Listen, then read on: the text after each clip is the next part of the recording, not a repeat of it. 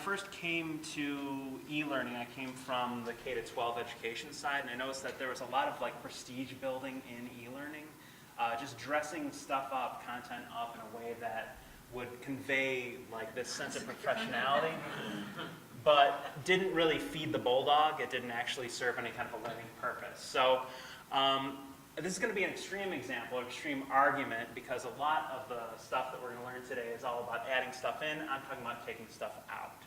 Okay, and this is the last slide where I will torture this metaphor. But the whole idea here is just to take away all the clothes so you can see how inadequate your content is. Okay, and it's a reflective practice, right? So there are a few points that I want to try to get people away from, okay? Be careful about diving into stock image libraries. Stay away from things that you see as being visual trends, because a lot of times they'll be short-lived and also be distracting, and also try to keep things as simple as you can. I work in commercial real estate, well, professional development, commercial real estate, and so we use a lot of these, right? Buildings that serve no other purpose than to be buildings because we're talking about properties. There's already incongruence there. And also they're incredibly generic. We also often use pictures of professional people doing professional things.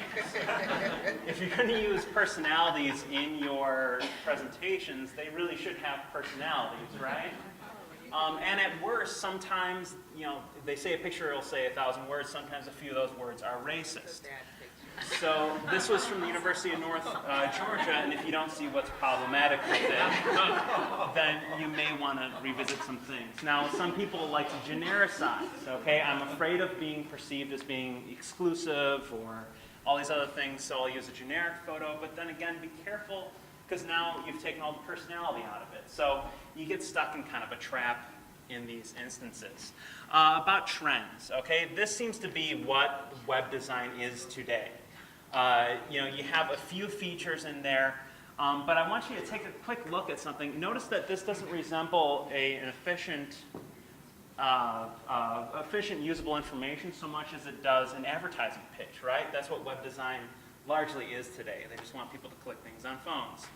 And it's helpful to remember that learners, they might consume ads and they consume the things that ads are selling, but they don't consume information and make it into learning. There's a whole other process there. They integrate it into their past experiences, and the things that you do have to serve that. That's how you feed the bulldog. So maybe the best thing to do is not to look into what people are doing today, but look at what people are doing in the past. This is Barbara Kruger. She worked in advertising, doing magazine ads, and then in her art, she kind of savagely attacks everything that she did in her professional life. But look at how usable this is, what it conveys to you. Everything in here serves its viewer. This is another extreme example from Liszewski. This is a Soviet propaganda magazine produced way in the early romantic days of the revolution called USSR in Construction. Look at how usable it is, right? Look at how much of the function of the learning piece is integrated into the form of it. It's the most important part there. So it's always important to remember that. That's Louise Sullivan, right? Form follows function. This is from Visible Language, which is a really cool journal. They did some research on how people worked with text, whether they learned more, stayed engaged if the images were below, above, or integrated. They found that things that were integrated tended to hold people's attention more. They were more usable, right? Because they play into what learners like, right? Learners like it when you model the kinds of activities that they are to do with the information, right? Learning schema. These are personal ways of processing information, but if you model them, they'll know to do them themselves.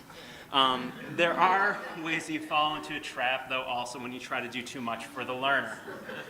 And that is when you point to everything or you overemphasize, you tend to just say nothing. So, I came in here to make 3 points today. Take out the generic stuff. It costs money anyway, so why waste it? And also, make sure that you are, integrating information design into your work.